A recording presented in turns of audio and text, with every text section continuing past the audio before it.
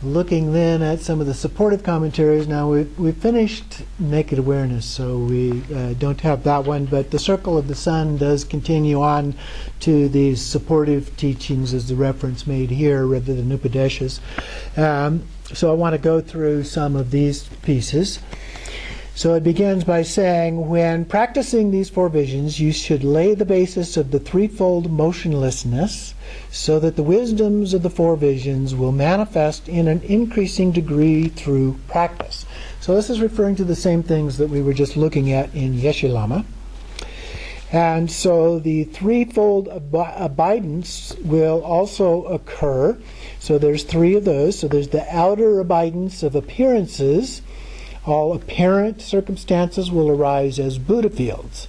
The inner abidance of the illusory body, you are free from the activities of deluded distractions. And the secret abidance of wind and Rigpa, you don't deviate from the expanse of the inseparable space and wisdom. Okay? So that's pretty similar, a little bit different wording than what we saw in the Yeshe-lama. Then at the time of awareness reaching fullness, this refers to the third vision, so it kind of doesn't go through each of the visions here. The threefold attainment will also take place. So we have mastery over prana is breath, over prana and mind, and you will perfect the siddhis, as well as the signs indications and qualities of the paths and bhumis. So this would be the 5 paths and the 10 bhumis. So by attaining mastery over rebirth, your body is liberated into light.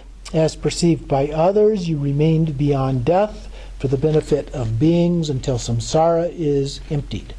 So having attained the rainbow body, we're able to do these things and continue to benefit beings as long as samsara remains.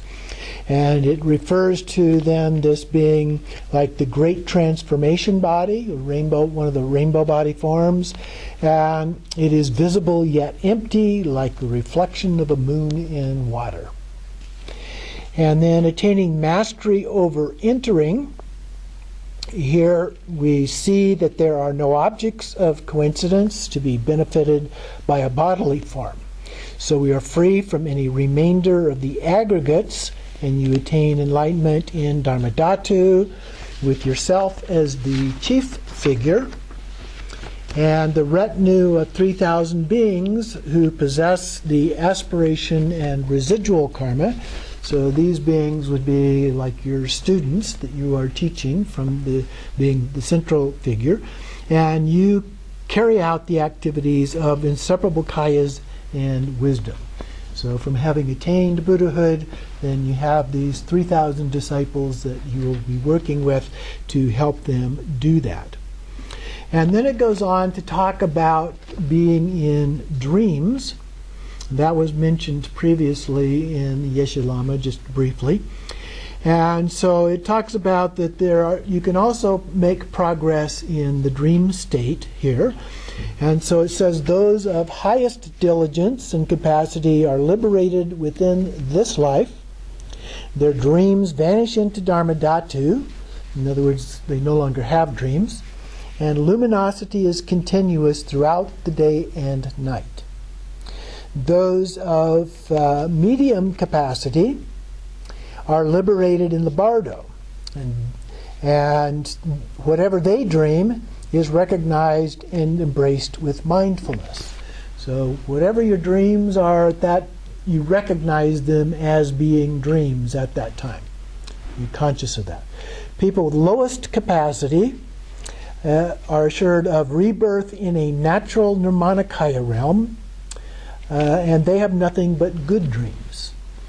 So if you only have good dreams, then that's a good sign as a part of that. And it says the signs of having attained the bodhisattva bhumis are given as a part of that. Dreams of climbing a mountain of gold, sitting upon a sun and a moon, dispelling the sufferings of all 6 classes of beings with rays of light emanating from one's body, and so forth. So those are some of the signs associated with the bhumis that you can then make those kinds of connections with the bhumis if you're so inclined to do so.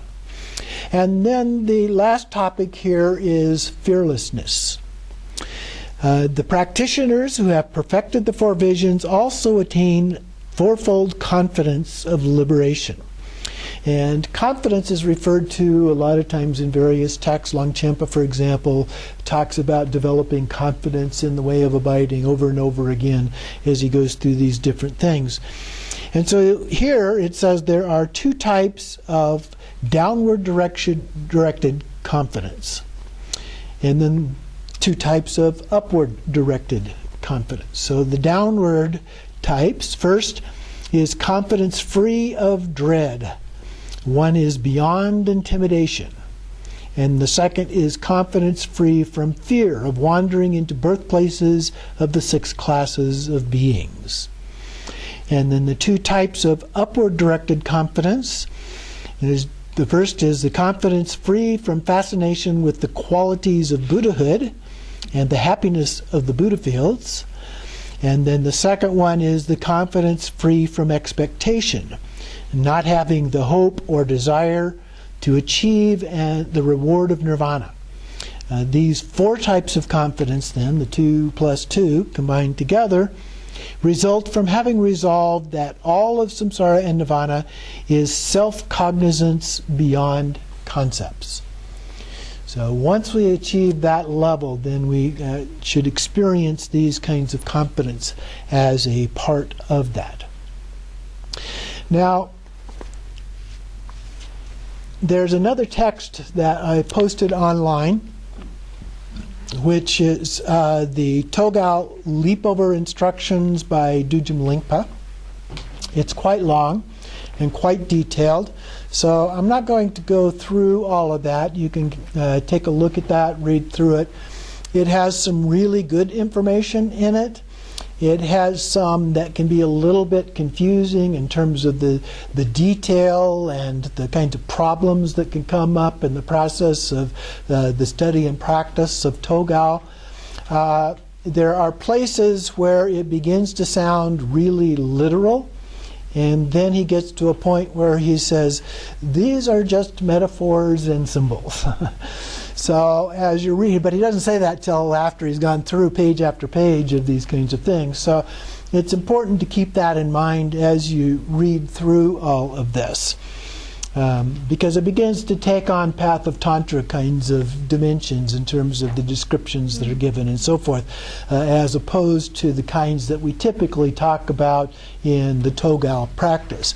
But you can see that, and as I've mentioned before, the benefit of having done the Tantra type practices with the deities and the visualizations and all of that, you can begin to see that when it comes out in the 4 visions, particularly the 2nd and 3rd visions, and to some extent the 4th visions, as these things appear in resemblance to the kinds of images that we get when we're dealing with these deities and so forth.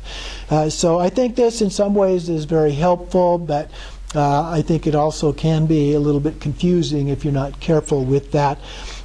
So I'll recommend it to you for reading through that, and if you do have any questions about it, please let me know, and I'll do my best to help clarify that for you.